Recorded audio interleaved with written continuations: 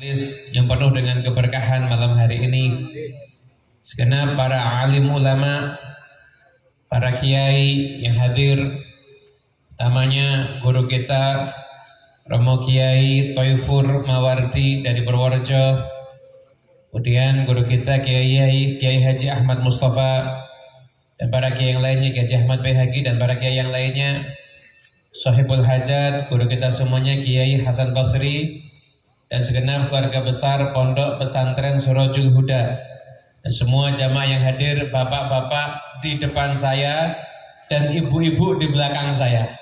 Dan nanti ceramahnya gantian ya, sebentar ke sana, sebentar ke sini. Karena kalau duduk di sini yang sono nggak kelihatan nanti. Duduk di situ nanti saya cuma ngadep ke tim hadroh aja nanti. Jadi sebentar ke sana, sebentar ke sini. Bapak-bapak, ibu-ibu yang dimuliakan Allah Ta'ala, alhamdulillah malam ini kita memperingati Maulid Nabi dan juga memperingati Haul. Maulid sama Haul itu ada persamaan, ada perbedaan. Ada persamaan, ada perbedaan. Persamaannya apa? Persamaannya satu, sama-sama yang dikenang orang-orang istimewa. Sama-sama yang dikenang orang istimewa. Dan perayaan Maulid atau Haul di zaman sekarang ini, menurut sebagian ulama ada yang menyatakan itu sudah hukumnya seperti wajib. Kenapa kok wajib? Karena yang kita lihat sehari-hari, kabar-kabar yang kita dengar sehari-hari itu kabar-kabar orang yang nggak jelas. Yang kita dengar ceritanya orang fasik. Yang kita dengar kabar-kabar yang nggak penting. Ini anak-anak zaman sekarang kalau Anda tanyain sepak bola Piala Dunia dari pertandingan pertama sampai sekarang apal. Coba tanya 25 nabi. Suruh nyebutin 25 pemain sepak bola yang ikut Piala Dunia, ngerti semua. 25 nabi dan rasul mampet, nggak ngerti. Kenapa? Karena setiap hari yang dia lihat itu kabar-kabar tentang sepak bola. Maka perlu para ulama akhirnya berusaha ngumpul kita semuanya di tempat ini buat acara maulid, buat acara haul. Tujuannya apa? Biar kita ngerti kabarnya Nabi Muhammad SAW dan kabar tentang aulia Allah wassalihin. Ngerti tentang Nabi dan juga mengerti tentang para wali. Karena tujuan itu kita semua kumpul bersama di tempat ini. Kenapa? Biar setidaknya informasi kita tentang Nabi dan tentang wali, kalau memang nggak bisa lebih banyak daripada yang ada sekarang, setidaknya sama. Syukur-syukur nanti lebih kenal sama para Nabi dan para wali dibandingkan yang lain-lain, orang-orang yang jauh dari ajarannya Allah Ta'ala dan jauh dari ajarannya Rasulullah Sallallahu Alaihi Wasallam. Kan kadang-kadang ditanyain nama istri Nabi nggak hafal, suruh nyeritain cerita cerainya artis, masya Allah beragam versi, hafal semuanya. Versi A, versi B, versi C, versi Instagram, versi Facebook, versi YouTube, ngerti semuanya. Tapi tentang Nabi kurang ngerti. Jadi persamaannya haul dan maulid sama-sama penting, sama-sama mengenang orang-orang yang berjalan di jalannya Allah Ta'ala dan berjalan di jalan syariatnya Nabi Muhammad Sallallahu Alaihi. Persamaannya di situ. Perbedaannya kalau maulid itu mengenang kelahiran Nabi. Mengenang kelahiran Nabi. Jadi Nabi Muhammad SAW itu kelahiran beliau itu hadiah untuk kita semuanya. Hadiah untuk kita semuanya. Saya mau nanya, boleh enggak? Boleh. Kira-kira kalau nggak ada Kanjeng Nabi Muhammad, agama kita kira-kira Islam atau bukan? Bukan.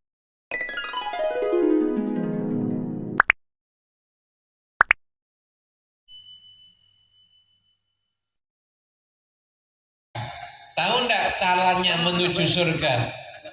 Nggak tahu, tapi berkat kelahiran Nabi Muhammad kita semuanya jadi muslim dan kita tahu bagaimana jalan caranya untuk mendapat ridho Allah dan bagaimana agar kita masuk ke dalam surga. Betul apa betul? Alhamdulillah, berkat kelahirannya Nabi. Berarti kelahiran Nabi itu hadiah untuk kita semuanya. Makanya Allah Ta'ala ketika menyebutkan tentang beliau mengutus Allah mengutus Nabi Muhammad, laqad mannallahu 'alal mu'minina idz ba'atsa fihim rasulan. Sungguh Allah telah memberikan hadiah untuk orang yang beriman dengan mengutus di antara mereka seorang rasul ila akhir ayat, dan disebutkan bagaimana aktivitas rasul tersebut yang diutus oleh Allah Subhanahu wa taala. Allah Ta'ala sebutkan juga wa ma arsalnaka illa rahmatan lil alamin. Ini rasul yang diutus sebagai rahmat untuk alam semuanya. Kemudian Nabi pun juga mengatakan innama ana rahmatun muhdah. Aku ini adalah rahmat yang dihadiahkan. Sekarang saya mau nanya, jawab yang kompak, bapak-bapak, ibu-ibu semuanya jawab. Kalau Anda dapat hadiah duit 5 miliar, senang apa senang? Senang apa senang? Nanya, waktu Anda dapat hadiah duit 5 miliar Anda senang? Itu langsung senang atau Anda, saya mau cari dulu dalilnya senang terima duit apa? Langsung senang atau cari dalil dulu? Senang, kenapa? Nggak pakai dalil, namanya orang dapat hadiah, dapat duit ya pasti senang. Begitu juga Anda senang dengan Nabi Muhammad SAW, itu adalah ekspresi daripada cinta, daripada hasil Anda kenal betapa pentingnya Nabi di dalam kehidupan kita semuanya. Makanya kalau Nabi Muhammad yang diperingati kelahirannya. Tapi kalau haul itu mengenang wafatnya para wali. Mengenang wafatnya para wali. Jadi haul itu asal mulanya begini. Asal mulanya haul itu begini. Haul itu pertama kali yang ada di Indonesia, di Nusantara ini, di Tegal pertama kali. Haul Habib Muhammad bin Thahir Al-Haddad yang dimakamkan di Tegal. Yang mengadakan siapa? Yang mengadakan pertama kali haul Habib Muhammad bin Idrus Al-Habsyi yang dimakamkan di Ampel Gubah, Surabaya. Jadi itu haul itu ada seorang yang soleh meninggal dunia. Seorang yang soleh meninggal dunia. Syaratnya di haul itu setidaknya 2. Yang pertama, mengisi kehidupan dengan kebaikan. Yang kedua, meninggalkan kehidupan juga dengan cara yang baik. Makanya Anda nggak pernah akan mendapati ada haul orang yang ketika mati karena overdosis narkoba, nggak ada. Ini matinya kenapa? Oh, habis mencuri terus tabrakan. Nggak ada haulnya itu. Haul itu diperingati untuk orang yang mengisi hidup dengan kebaikan, meninggalkan hidup juga dengan kebaikan. Itu baru diperingati haulnya. Ada seorang soleh mengisi hidup dengan kebaikan, meninggal dunia dalam keadaan kebaikan, wafat. Tahun depan, setahun setelah wafatnya, murid-muridnya, sahabat-sahabatnya kumpul bareng, ziarah ke makamnya. Setelah itu duduk ngobrol, sama-sama mengenang ajaran daripada guru yang wafat tersebut. Lah kumpulan itu karena tahunan namanya haul. Namanya haul. Karena haul itu hitungan 1 tahun. Kalau Anda ngaji fikih zakat, di antara sebagian harta mal yang wajib dizakati itu ada syarat nisab dan haul. Sebagian ya, ada syarat nisab dan haul. Haul itu artinya apa? Telah berlalu 1 tahun. Begitu. Kita sekarang di sini sama. Kita sekarang di sini kumpul setelah kita Maulid Nabi, kemudian kita mengenang seorang wali yang bernama Syekh Abdul Qadir Al-Jailani. Kita mengenang ada di tempat ini. Penting kalau wali yang dikenang wafatnya. Tapi kalau Nabi kelahirannya. Apa sebabnya? Karena Nabi dari lahir itu sudah mulia. Nabi dari lahir itu sudah mulia. Tapi kalau seorang wali, penentu barometer kemuliaannya nanti bagaimana setelah meninggal dunia. Mungkin itu penjelasan Maulid dan Haul. Sampai di sini paham?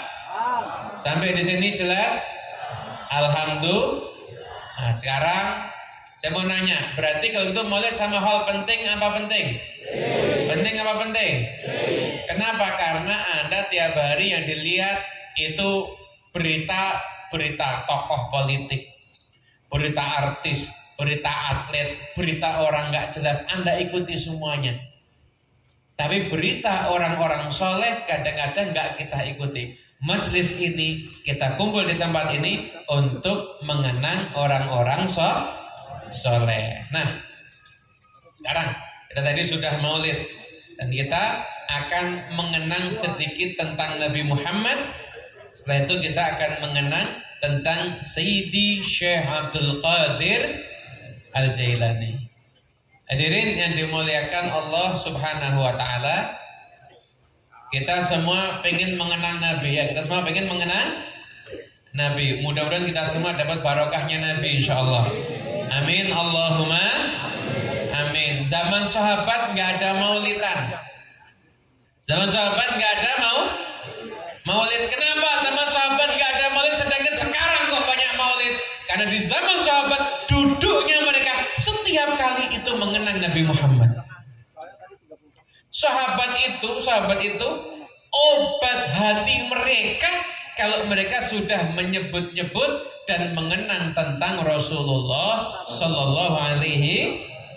Kumpul sama anaknya mengenang Nabi, kumpul sama istrinya mengenang Nabi, kumpul keluarga mengenang Nabi, kumpul teman mengenang Nabi, datang tamu mengenang Nabi. Lah kalau kita kan sekarang enggak, duduk lihat medsos, di rumah lihat medsos, mau tidur lihat, bangun tidur lihat. Kapan mengenang Nabi? Makanya penting untuk dibuat acara Maulid Nabi yang semacam ini. Nah, sekarang saya akan menceritakan sedikit tentang Nabi SAW. Kita akan ambil poin penting. Nanti kita juga akan ceritakan tentang Syekh Abdul Qadir Al-Jilani. Selanjutnya selesai ceramahnya. Nanti kita akan dengarkan dari guru kita Kiai Thaifur yang akan menyampaikan nasihat yang wejangan yang sangat berharga untuk kita semuanya. Hadirin yang dimuliakan, Rasulullah Sallallahu Alaihi Wasallam itu sempurna. Manusia nggak ada yang sempurna, tapi Nabi beliau itu sempurna. Manusia nggak sempurna. Makanya kalau ini ada teman-teman yang masih jomblo ini, saya mau cari jodoh, pokoknya harus sempurna sampai mati nggak ada. Sama, yang perempuan pun juga sama. Cari jodoh harus yang sempurna, nggak ada. Kenapa? Karena diri kita pun juga tidak sempurna. Kadang-kadang datang orang minta doanya, masya Allah. Habib, doakan saya Habib. Ya, pengen apa?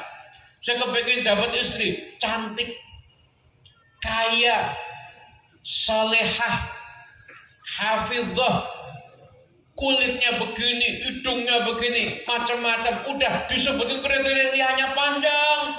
Terakhir saya jawab, Mas, kalau model begitu ada, ya orangnya nggak mau sama kamu.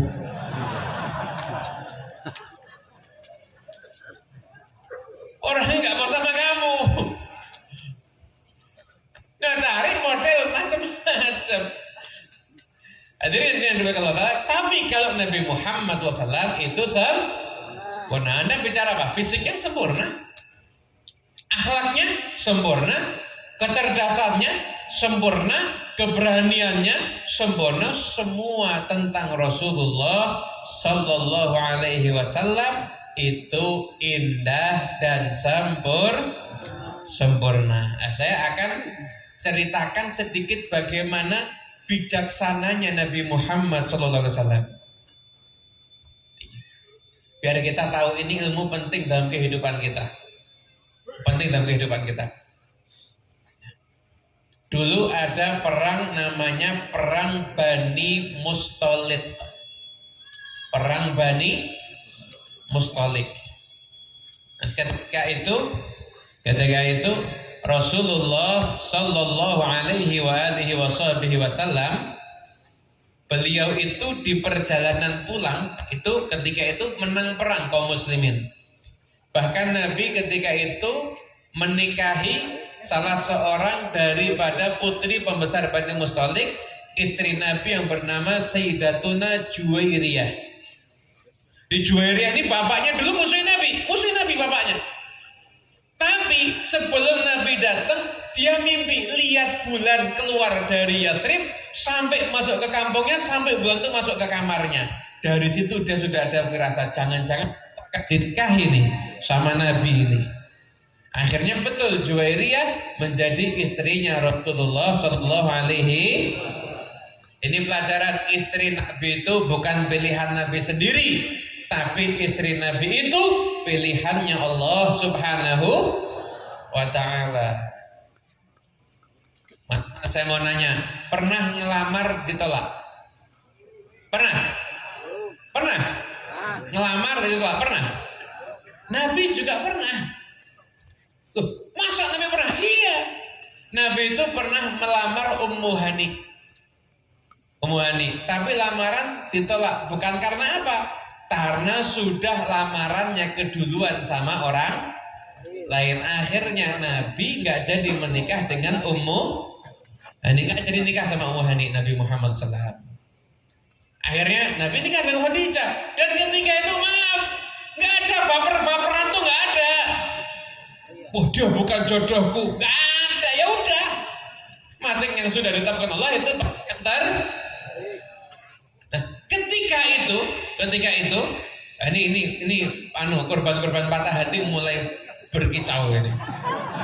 Kok podo aku ya tahu ngalami, mungkin begitu ya. Saya juga pernah ini. Akhirnya ketika Fathu Makkah,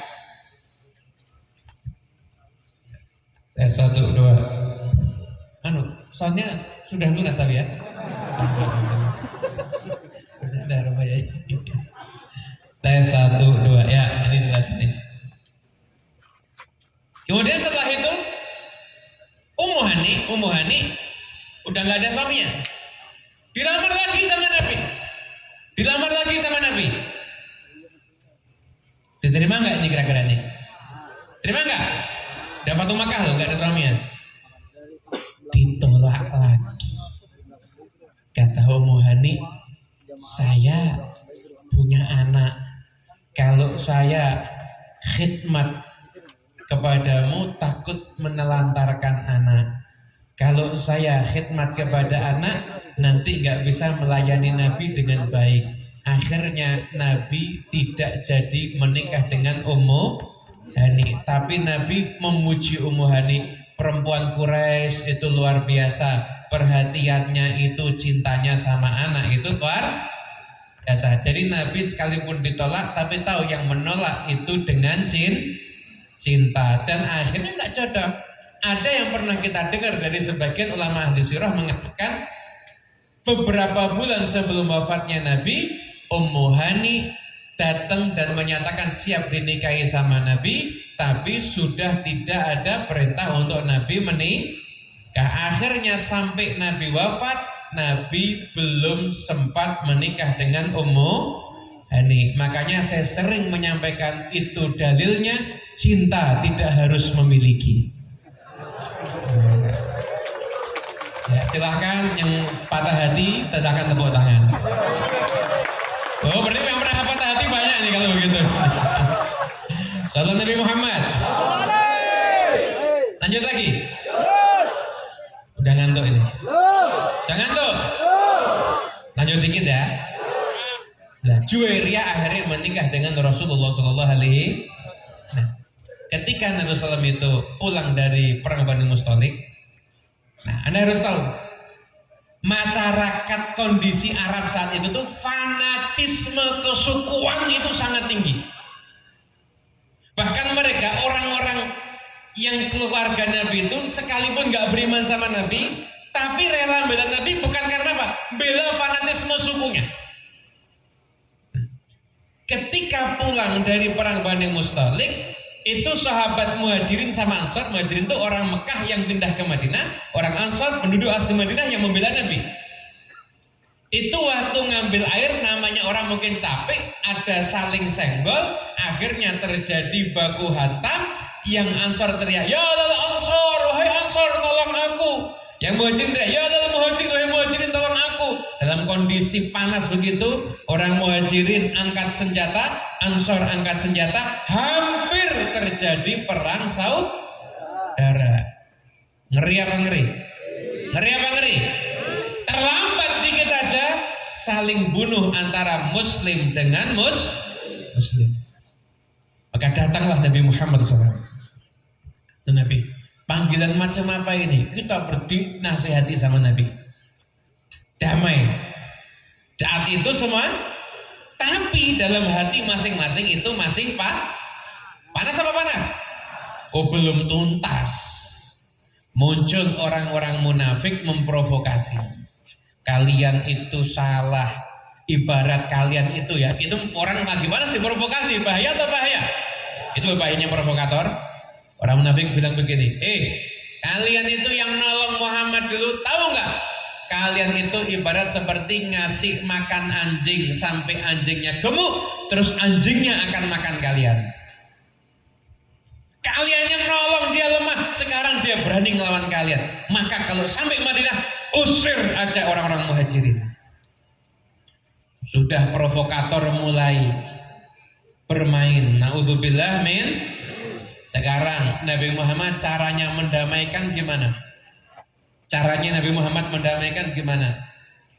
Ini pakar psikologi manapun, orang bijaksana manapun gak akan ada yang punya pikiran seperti pikirannya Nabi Muhammad. Dan di sini saya akan menyampaikan betapa sempurnanya Rasulullah SAW.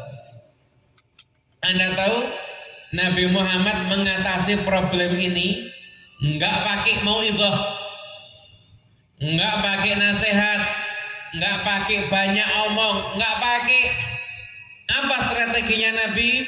Sama Nabi SAW dijadikan mereka itu jalan terus, nggak dikasih waktu istirahat biar capek. Jadi kemudian Ansor biasanya kalau jalan kan nanti ada waktu jeda istirahat kan, ini enggak, jalan terus jalan sampai mereka udah nggak kuat semua, tapi istirahat langsung belak tidur semuanya. Sempet musuhan nggak sempet kan jalan terus ya kan. Begitu istirahat langsung semuanya bangun jalan lagi. Akhirnya apa? Sampai ke kota Madinah, udah sekian lama berlalu, panasnya sudah sampai ke kota Madinah, semuanya masuk Madinah dalam hatinya itu damai. Ini ilmu yang luar biasa. Mendamaikan dua orang, sedang dua kelompok, kan dua kelompok hampir saling bunuh, berselisih, nggak pakai omongan, tapi pakai apa? Pakai akal. Energinya dihabiskan sama Nabi sampai mereka tidak punya energi untuk bermusuh. Hebat apa hebat? Hebat apa hebat? Oleh karena itu Anda kalau dimusuhin sama orang, dihina sama orang, diem aja. Selama Anda diem, energi permusuhan lama-lama akan hilang dengan sendiri. Tahu enggak bahan bakar permusuhan itu apa? Bahan bakar permusuhan kalau kita ngerespon balik permusuhannya terus akan ada. Tapi begitu dia diem, energinya lama-lama juga akan Habis ilmu ini juga penting untuk anak muda. Anak muda, gunakan energimu, habiskan energimu untuk hal positif. Nanti kamu tidak punya lagi energi untuk melakukan hal yang negatif. Betul apa betul? Bijaksana atau bijaksana? Nah, itulah junjungan kita Nabi besar Muhammad sallallahu alaihi wasallam. Nabi Muhammad. Terakhir tentang yang kita hafal Syekh Abdul Qadir Al-Jailani. Syekh Abdul Qadir Al-Jailani, Jailan atau Jilan itu nama tempat. Itu nama tempat. Disitulah lahir seorang anak yang bernama Abdul Qadir. Nah, Abdul Qadir ini dari bayi sudah ada keistimewaan. Apa keistimewaannya? Kalau di siang hari bulan Ramadan tidak pernah mau minum susu ibu. Itu lahirnya di 1 Ramadan. Kalau masuk Ramadan, ditambah Ramadan, kalau siang nggak pernah minum air susu ibu. Minum air susu ibunya ketika malam. Dari bayi aja sudah ada naluri untuk menghormati sesuatu yang dimuliakan Allah Subhanahu. Itulah Syekh Abdul Qadir Al-Jilani. Jilan itu nama tempat. Nama tempat itu dinisbatkan kepada siapa? Kepada kakeknya Syekh Abdul Qadir. Syekh Abdul Qadir ini punya ibu. Ibunya punya ayah. Namanya Abu Abdillah As-Sauma'i. Cek 1, 2. Oh lunas sudah lunas. Acara. Abu Abdillah As-Sauma'i itu ulama besar, terkenal solehnya, terkenal zuhudnya, terkenal perjuangannya, dapat gelar Jilan. Akhirnya daerah itu dinamakan Jilan, dan Syekh Abdul Qadir Al-Jilani itu nisbat gelar kepada kakek beliau. Kakek beliau orang soleh, ibunya orang soleh, bahkan bibinya Syekh Abdul Qadir Al-Jilani seorang wanita salihah yang mana kalau daerah itu paceklik maka mereka istisqa, doa minta hujan biasanya melalui perantara bibinya Syekh Abdul Qadir Al-Jilani. Terus ujuk-ujuk jadi wali? Enggak, perjuangan dulu, belajar dulu, cari ilmu dulu, jujur dulu, soleh dulu, barulah akhirnya melahirkan Syekh Abdul Qadir Jilani. Dalam kitab Tuhfatul Ashraf itu pernah kita baca kisah masa kecilnya Syekh Abdul Qadir Al-Jilani. Syekh Abdul Qadir Al-Jilani itu kepingin belajar di Baghdad, pengen cari ilmu ada di Baghdad. Ketika itu pengen belajar di sana. Ini masa kecilnya aja. Akhirnya sama ibunya, ya udah. Ibunya tuh nggak punya apa-apa, bukan orang kaya. Ya udah, kamu silakan ke Baghdad, saya bekalin duit. Hartanya itu dijahit di baju. Mungkin dulu nggak ada kantong ya. Dijahit di baju, di bagian baju begitu, sekiranya orang nggak akan lihat. Nah, ini yang penting. Ibunya pesan apa? Nak, jadilah kamu orang jujur. Jadilah kamu orang, ulangi lagi. Jadilah kamu orang jujur kacang hijau. Itu bubur. Jujur. Berkata itu wasiat ibunya. Nah, jadilah kamu orang jujur. Akhirnya Syekh Abdul Qadir Jilani, siap Bu, saya laksanakan.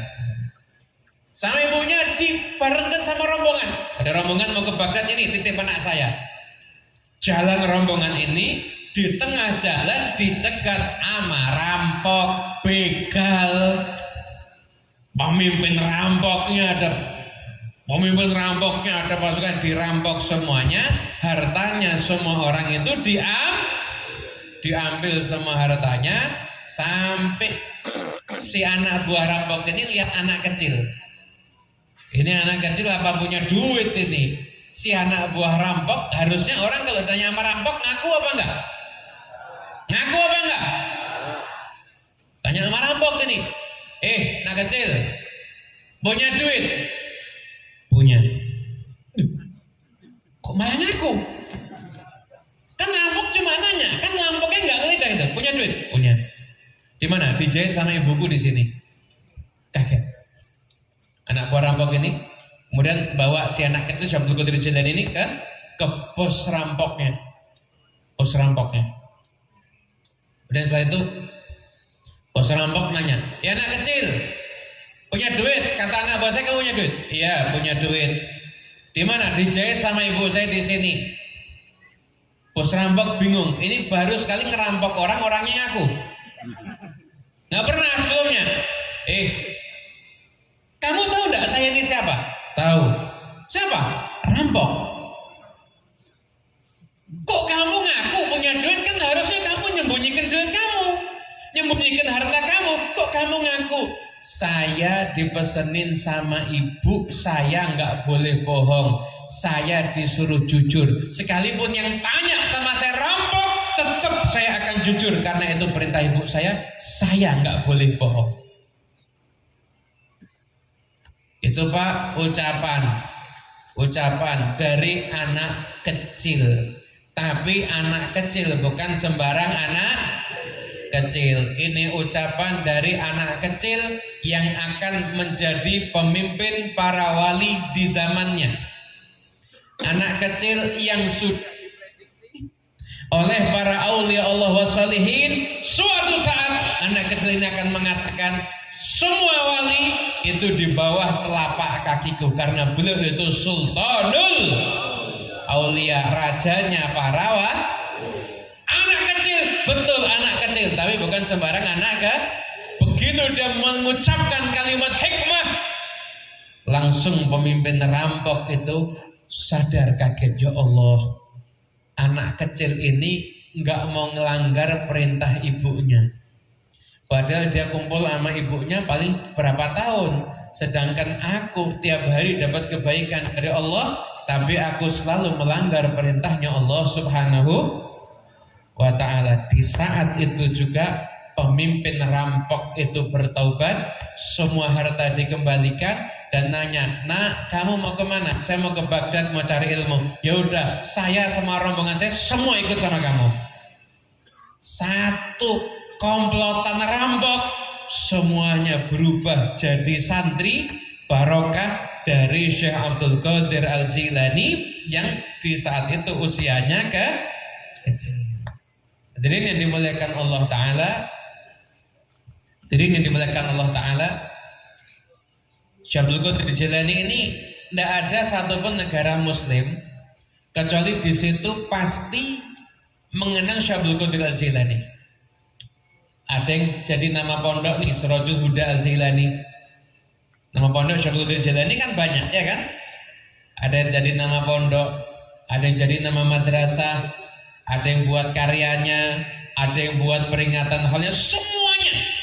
Sebutkan mana wilayah muslim yang tidak mengenang Syekh Abdul Qadir Al-Jilani. Hampir gak ada, semuanya mengenang Syekh Abdul Qadir Al-Jilani. Kenapa? Karena beliau sama Allah Ta'ala selama hidupnya dijadikan sebab orang mendapatkan hidayah, bahkan setelah wafatnya pun juga dijadikan sebab orang mendapatkan hidayah dari Allah Subhanahu. Maka sampai sekarang namanya, sebutannya tetap kekal abadi sampai saat ini. Oleh karena itu, makanya kita semuanya ambil berkah dari Syekh Abdul Qadir Al-Jilani. Mudah-mudahan kita dicintai sama Syekh Abdul Qadir Al-Jilani insyaallah. Amin Allahumma. Habib Ali bin Muhammad Al-Habsyi yang menulis Maulid Simtud Duror, beliau hidupnya mungkin berapa ratus tahun setelah Syekh Abdul Qadir Jilani, 500 tahun, 600 tahun. Tapi seorang ulama bermimpi, dan dalam mimpinya ulama itu mengatakan, saya berjumpa Syekh Abdul Qadir Al-Jilani dan dia titip salam untuk Ali Habsyi. Bilangkan ke Ali Habsyi saya mencintai dia dan sebut saya di majlis-majlisnya dan saya akan menyebut dia juga di majelis-majelis saya.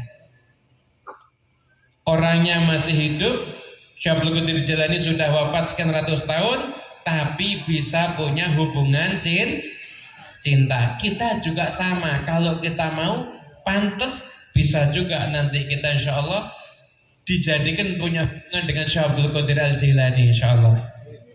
Itu Habib Ali Al-Habsyi begitu dapat kabar dari Syekh Abdul Qadir Al-Jailani, maka beliau setiap hari Senin di majlis beliau baca manaqibnya Syekh Abdul Qadir Al-Jailani.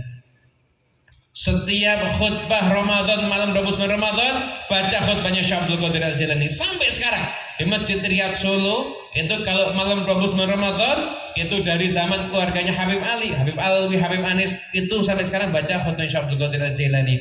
Bahkan di saat itu setiap datang orang minta nama, kata Habib Ali, namanya Abdul Qadir. Mantan lagi minta nama, namanya Abdul Qadir. Di antaranya yang dapat nama Abdul Qadir dari Habib Ali di saat itu adalah Habib Abdul Qadir bin Abdurrahman As-Segaf.